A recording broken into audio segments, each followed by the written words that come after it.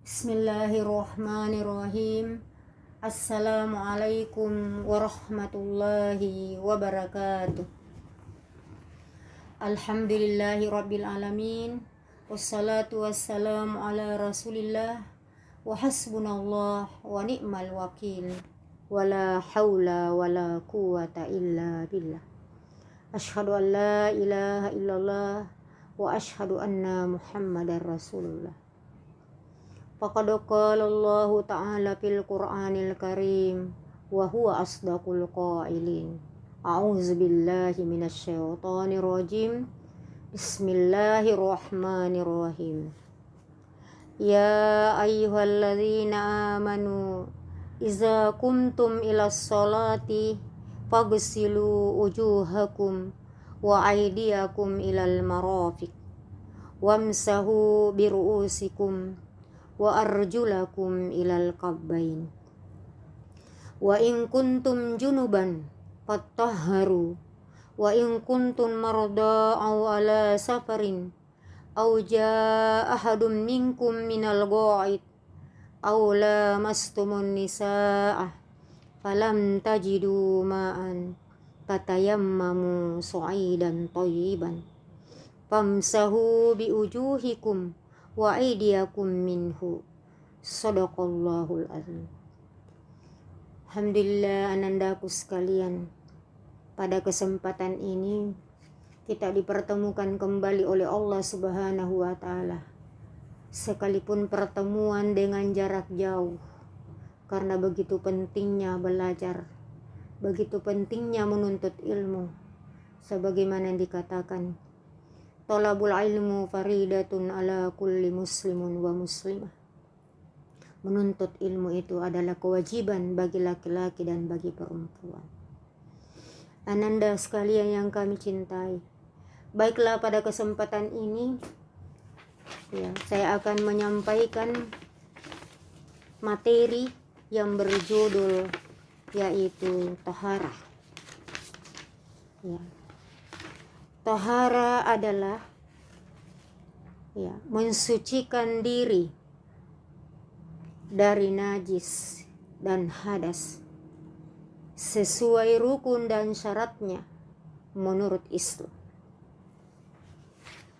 Yang pertama, pengertian najis. Najis adalah kotoran bagi setiap muslim, wajib mensucikan daripadanya, karena merupakan salah satu syarat sahnya sholat. Ananda santri Pondok Pesantren Putri Ummul Mukminin yang kami cintai. Adapun najis kita bagi menjadi 3, atau najis terbagi 3. Yang pertama, najis muhaffafah. Yang kedua, najis mutawassitah. Yang ketiga, najis mughallazah. Pertama, najis muhaffafah, yaitu najis yang ringan. Contohnya adalah kencing bayi laki-laki dan bayi perempuan yang hanya minum hanya ASI, belum makan makanan tambahan dan minuman tambahan selain ASI. Cara membersihkannya, apabila kita ini tersentuh atau menyentuh kencing bayi laki-laki tadi, maka kita harus basahi. Apabila kencing laki-laki tadi kita basahi, kemudian sesudah kita basahi, lap-lap dengan air, barulah kita bisa berwudu kembali. Kemudian yang kedua, najis mutawassita adalah najis yang sedang. Contohnya adalah kotoran manusia atau kotoran hewan. Cara membersihkannya, mencuci atau mensuci dengan sabun, lalu berwudu kembali, bisa melaksanakan sholat. Yang ketiga, najis mughallazah, yaitu najis yang berat. Contohnya air liur anjing. Bisa kita membersihkan dengan 1 kali sabun bersama 1 kali debu bercampur dengan sabun, kemudian kita gosokkan di mana tersentuh dengan jilatan anjing tersebut, kemudian kita bilas 7 kali berulang kali, 7 kali. Inilah tata cara membersihkan najis. Kemudian kita kembali persoalan kencing. Anandaku sekalian, sebaiknya kita sebelum melaksanakan wudu, terlebih dahulu kita melepaskan pakaian dalam,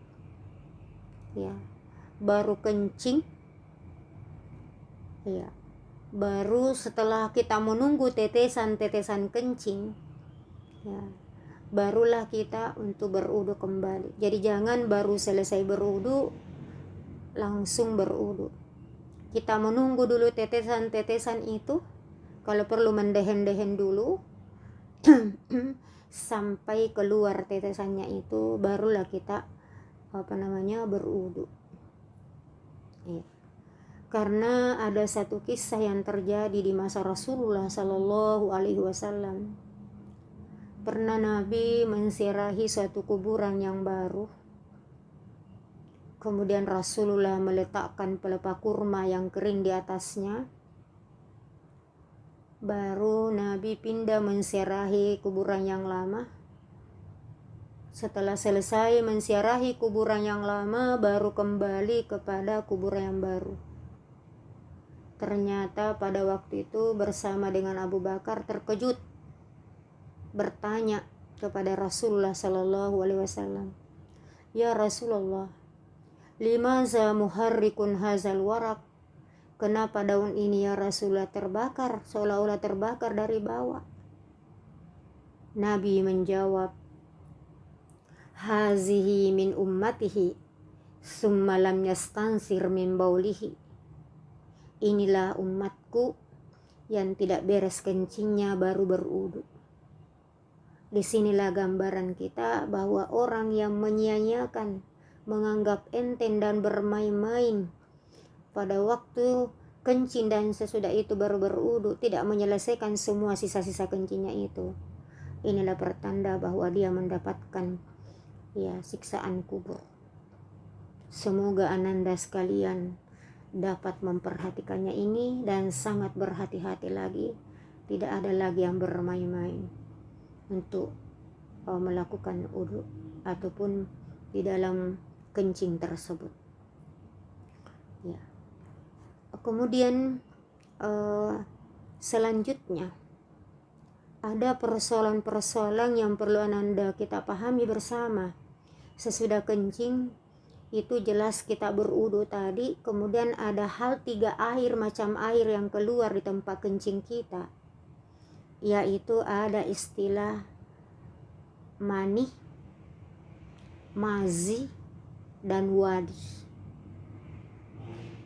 Jika mani ini air yang keluar, itu berarti air yang keluar karena faktor rangsangan seks atau orang yang sudah berkeluarga melakukan hubungan badan, maka diwajibkanlah dia mandi.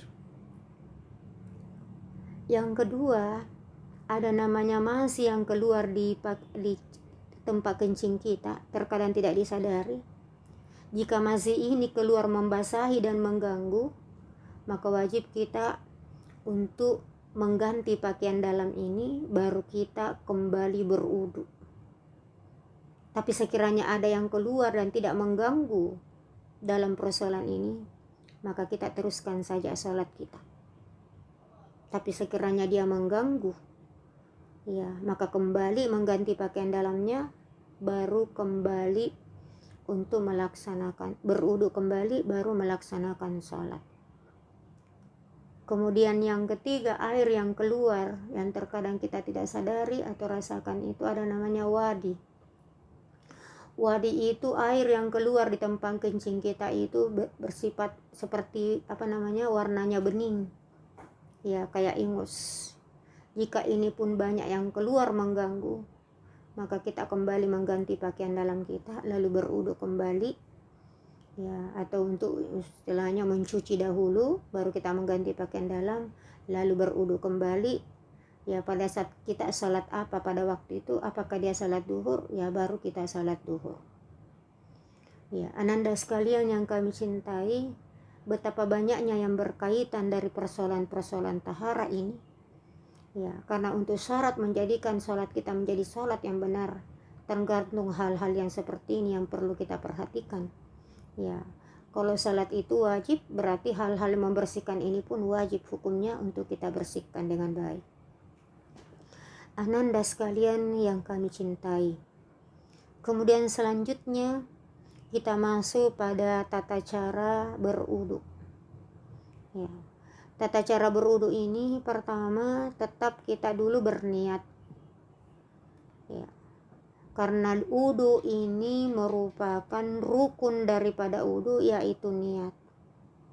Ya, karena syarat untuk mengantar ini wudu yang benar, wudu yang diterima adalah faktor niat. Ya, terkadang kita biasa berwudu, selesai wudu baru sadar, wudu apa tadi ini. Jadi orang yang berwudu tanpa dibarengi dengan niat, maka batallah wudunya. Ya, ananda sekalian yang kami cintai, pertama baca membasuh tangan, bismillahirrahmanirrahim, mencuci tangan, celah-celahi tangan, khususnya yang panjang kukunya, dipotong kukunya. Sekiranya kita ini ada pakai cincin, digoyang-goyangkan cincin itu supaya semua tersentuh dengan basuhan air wudu. Iya. Kemudian selanjutnya kita berkumur-kumur. Ya. Bahkan terkadang saya kalau berwudu merenun-renun, ya Allah, sekiranya ada dosa yang melekat di tanganku, apakah saya sengaja atau tidak sengaja? Ya Allah, keluarkanlah lewat dengan aliran air wuduku ini. Sesudah itu kita mencuci mulut. Ya, Nabi bersabda, laula an asyukka ala ummatihi la amartahum bisiwak. Ya. Sekiranya kita ini berwudu, sekiranya umatku tidak merasa berat untuk melakukan bersikat gigi setiap wudu, niscaya aku perintahkan untuk berwudu. Tapi mungkin itu berat, maka cukuplah menggosok-gosok. Pada waktu kita berkumur-kumur, masukkan jari-jari telunjuk kiri dan kanan, ya, kemudian membuangnya ke kiri. Ya, terkadang juga saya merenung bahwa ya Allah, keluarkanlah dosa-dosa yang melekat di mulut saya.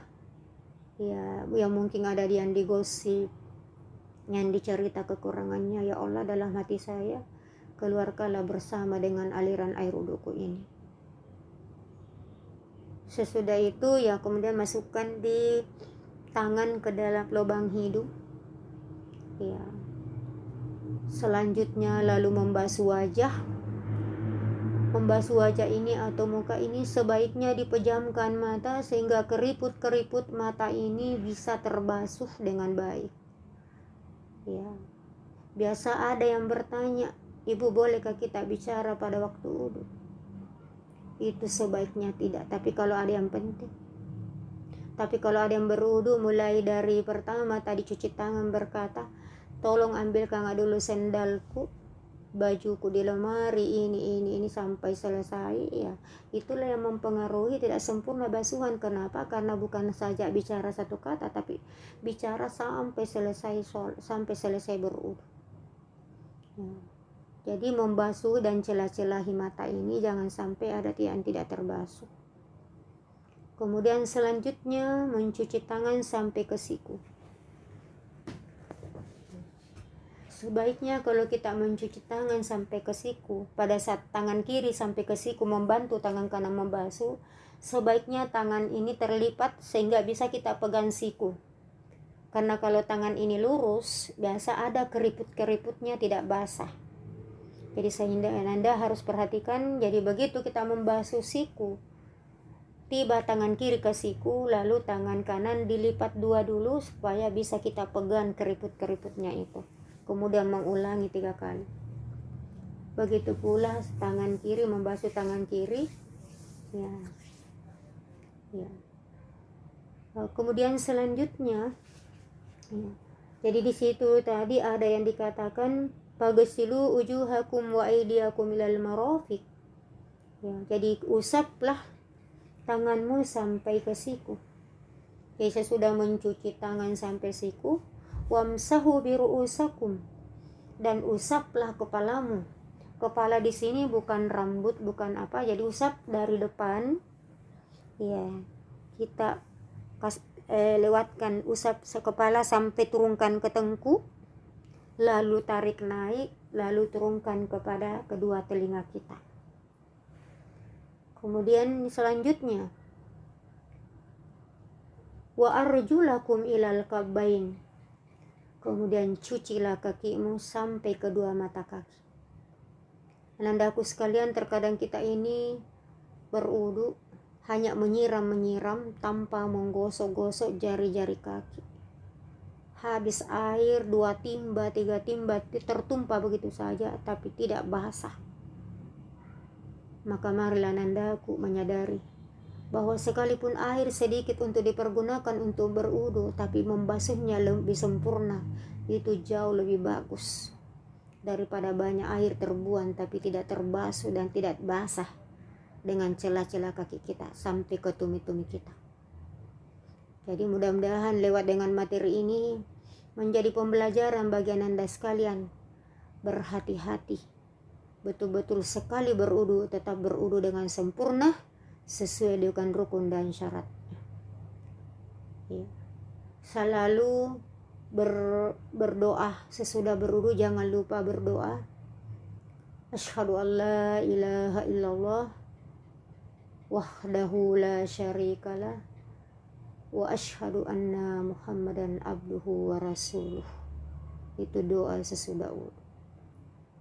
Kalau sudah terbiasa tanpa disengaja, insya Allah kita sudah membiasakan mulut kita, bibir kita mengucapkan doa itu, insya Allah tidak perlu disengaja menghafal. Ya. Tapi ananda sekalian yang kami cintai, setelah berlalunya tata cara berwudu, maka kita lanjutkan, tambahkan dulu sedikit lagi tentang tata cara bertayamum. Ya, tayamum ini hanya dipergunakan ada 2 hal. Satu, pertama, orang yang sakit yang tidak bisa menyentuh air. Yang kedua, air memang di tempat itu ya habis sama sekali. Maka kedua faktor inilah yang dibolehkan mempergunakan tayamum.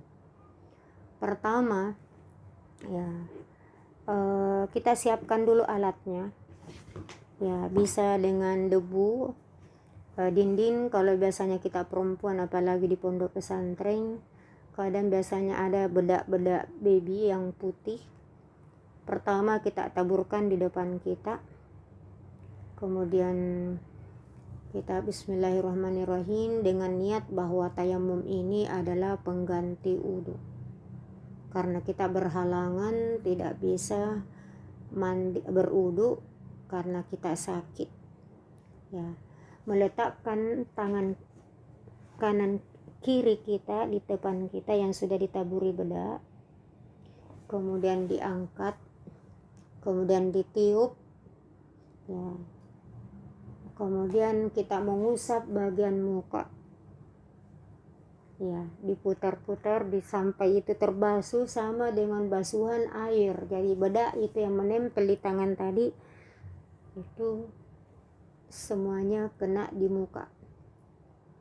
Ya, jika sekiranya ini bedak habis di tangan, kita letakkan lagi tangan, ya, baru membasuh kedua tangan kita. Selesai. Jadi tata cara tayamum ini sangat praktis. Jadi tidak ada lagi alasan sakit tidak sholat karena tidak bisa berwudu. Yang kedua, nanti kalau kita hadapi musim kemarau, musim krisis air, tidak ada air, daripada sholat terlantar, ya karena ini tayamum adalah sunnah Rasulullah SAW, ya kita pergunakan bertayamum dengan bedak atau di dinding atau di mana tempat yang bersih, meletakkan tangan, kemudian membasuh muka, dan kemudian melanjutkan mengusap kedua tangan kita. Ya, Sebenarnya kalau tayamum ini harus kita dilihat praktek langsung ya, tapi ini cukup untuk kita menyampaikan dahulu. Ananda sekalian yang kami hormati, inilah tata cara bertayamum sebagai pengganti daripada mandi dan wudu. Insya Allah di segmen berikutnya nanti saya bahas tentang tata cara mandi wajib atau haid, yaitu masuk nanti di bagian hadas. Sebelum saya masuk di materi selanjutnya, saya melengkapi tadi seputar masalah wudu, tayamum, kemudian hal-hal yang membatalkan wudu ya. Itu nanti perlu kita perhatikan. Jadi termasuk pakaian dalam ya yang sudah tidak layak dipakai sholat itu dibiasakan harus dikeluarkan. Kita mengganti pakaian yang baru. Jadi Ananda mulai pagi sampai sore, malam dan seterusnya, baksil-baksil bakteri mungkin kencing kalau kita batu dan lain sebagainya, itu harus diperhatikan. Mungkin ya di rok kita ada najis, tersentuh dengan kotoran ayam, anjing dan kotoran kucing dan lain sebagainya, ini perlu diperhatikan. Seorang muslim ya wajib memperhatikan tentang tata cara kebersihan. Karena itu sebagaimana yang difirmankan dalam Al-Qur'an, A'udzubillahi minasyaitonirrajim, Innallaha yuhibbut tawwabina wa yuhibbul mutatahhirin. Sesungguhnya Allah mencintai orang yang bertaubat dan mencintai orang yang suci bersih. Ya, semoga dengan Ananda sekalian ini perlu kita memperhatikan ya, sejak materi ini kita dengarkan, kita merubah semuanya, memperhatikan semuanya, mulai tata cara najis tadi yang membatalkan wudu dan lain-lain sebagainya perlu kita perhatikan. Ya, jadi pakaian dalam ya, rok, semua yang kita ragukan bahwa ini sudah ada kotorannya itu sudah tidak layak untuk dipakai sholat. Sekarang ini banyak orang yang sholat tidak memperhatikan itu. Roknya sudah dipakai berhari-hari, celananya sudah dipakai berhari-hari, umpama pakaiannya apanya, yang penting sudah wudu menurut dia ya bisa dipakai sholat. Nah, saya kira inilah karena saya tadi dari awal menyampaikan bahwa tahara itu tata cara membersihkan ya menurut Islam yang sesuai rukun dan syaratnya. Yang kemudian faktor utama diterimanya syarat mutlak diterimanya sholat itu tergantung pada tahara yang benar, termasuk tata cara membersihkan najis. Ya, najis tadi terbagi 3.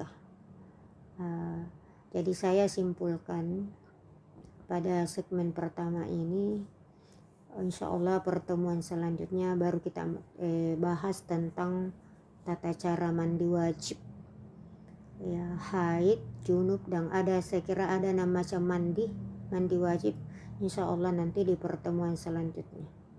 Jadi mudah-mudahan pertemuan awal ini mulai dari tata cara membersihkan diri, menghilangkan najis ya, istilahnya najis kecil, hadas kecil dan hadas besar. Jadi insya Allah di pertemuan selanjutnya. Saya kira inilah